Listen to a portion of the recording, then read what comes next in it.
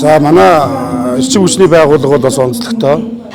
Ер нь хагас цэргийн маягийн зохион байгуулалтаа ажлын зохион байгуулалт нь бол олон цахилгаан ашиглалт, техник ашиглалтын дүрмүүдээр зохион байгуулагддаг ийм онцлогтой байгууллага. Тэгээ манай байгууллагын дунд хугацааны стратеги төлөвлөгөө хийхэд хамгийн үнэт зүйл маань юу гэж гарсан гэхээр хөрөнгө оруулалтын юунаас гадна хамгийн гол асуудал бол аюулгүй ажиллагаа байгаа. Энэ Ховд аймгийн 18 мянган хэрэглэгчдэд цахилгаан эрчим хүчийн найдвартай доктортой хүргэж ажиллах нь бол хамгийн гол эрхэм зорилго. Тэгэхээр энэ хамгийн олон хэрэглэгчтэй харьцдаг байгууллагын тухайд бол хүн байгууллагын ажлагчид маань ажлын байран дээрээ өөрийн ажлын байрны тодорхойлолтод заасан чиглэл үүргээ хариуцлагатай хэрэгжүүлж аливаа ажлыг цаг хугацаанд нь чанартай хийж гүйцэтгэх хамгийн чухал. Тэгэхээр энэ асуудалд бол манай эрчим хүчний салбар маань бол бас төдийлөн цалиа хангамж сайн биш учраас бас олон жил ажилласан хүмүүс маань бас өөр салбар руу шилжиж явах хандлага их байгаа. Тийм учраас энэ шин залуу орж байгаа ажилчин залуу боловсон хүчин ер нь ажиллаж байгаа бүх хүмүүсээ байнга сургаж харилцаа хандлагын зөв болох асуудал энэ ажлын гүйцэтгэл хамгийн чухал байгаа. Яагаад гэвэл эрчим хүчний янз бүрийн цаадал гэмтэл бол яг байгаль цагаагаар ийм хүнд үедээ давхцаж гардаг.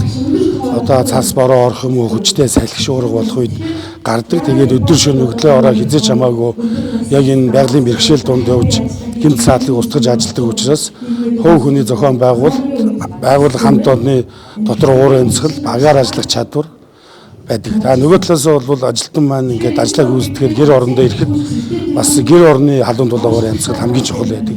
Тийм учраас манай байгууллага дээр хааби өдөр байгууллагын ажилтныхаа өдрүүдийг бол бид нар бас энэ ажилтныхаа дотоод эрдэнэс рүү өнгөх тэднийг бас зөв хандлагатай болгох, хэрэглэгчтэй зөв боловсноо харьцдаг болгох, өөрсдөө ч гэсэн нэгэндээ ажлын шаардлага тавихад зөв хүлээж авдаг болох ийм асуудал хамгийн чухал байгаа. Тийм учраас бид нар энэ сургалтуудыг бол ингээд 3 дахь жилдээ авч явуулж байгаа. Ингэснээр бол манай ажлын бүтээмжинд бол нэмэлт гарч байгаа, активчлт гарч байгаа.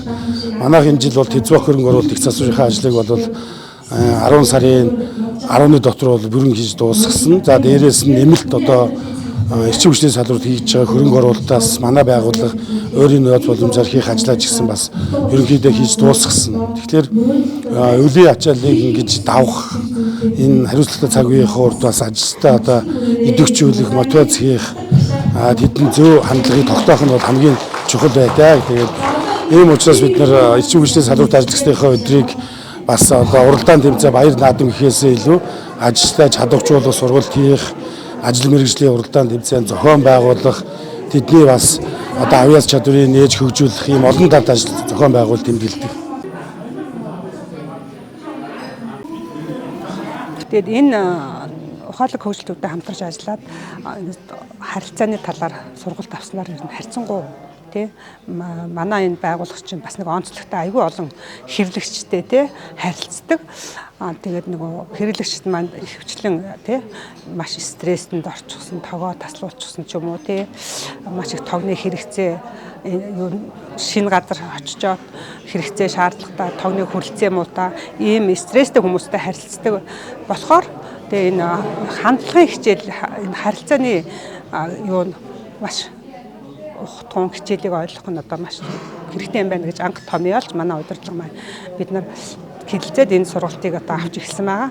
Ингэснээрээ харьцангуй урд нь хэрэглэгчд маань тухайн харилцаж байгаа ажилчид ч гэсэн хэрэглэгчд маань ч гэсэн стресст орж маш их нэг ялангуяа манай тэр үйлчлэгээний дээр ажилладаг ажилчид маш стресстэй зүрхшээдэг байсан бол харилцангуй энийгээ давуу тал болгоод энэ хүнийг яаж тайвшруулж гарах уу энэ хүний энэ стресстэй хүний хэрэглэгчийг маань бид нэр эвтэйхэн зөв зүйтэй харьцаад тэр хэрэглээгээ хүргэх үйлчлэгээг нь хүргэх тал дээр маш их өөрчлөлт ажиглагдаж байгаа.